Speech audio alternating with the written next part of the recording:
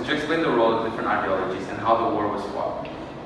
So different ideologies, well, initially I believe that the Spanish Civil War started as a basis of literally a civil war between a conflict of interest between individuals in the country, but eventually it almost turned into a war of ideologies, because on the right side, or on the right of the political spectrum, you had the nationalists, and they were led under Franco, and on the left it was the Republicans, and the Republicans had consisted of many different parts of bodies within the organization, like the anarchists, the socialists, and the communists.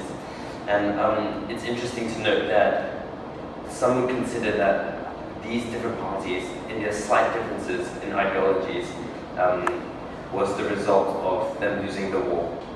Could you explain the importance of foreign intervention during the course of the war? So during the course of the war, obviously on the right you had the aid of Germany and Italy most notably, and on the left you had aid from Russia and the Soviet Union. So Germany sent about 16,000 men, 200 tanks and 600 planes, while Italy sent about 75,000 men, 150 tanks and 660 aircrafts. And so all this combined really sort of gave the advantage to the nationalists, as they had greater men and sort of greater technology. And the German establishment within Spain was called the German Condor Legion, and Beaver noted that the Condor Legion was the most efficient and influential resistance in Spain.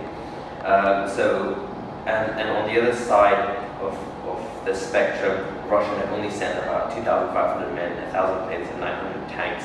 And so you can see that the contributions in terms of foreign contributions were quite minimal when you look, or quite drastic in the difference when you look at both sides.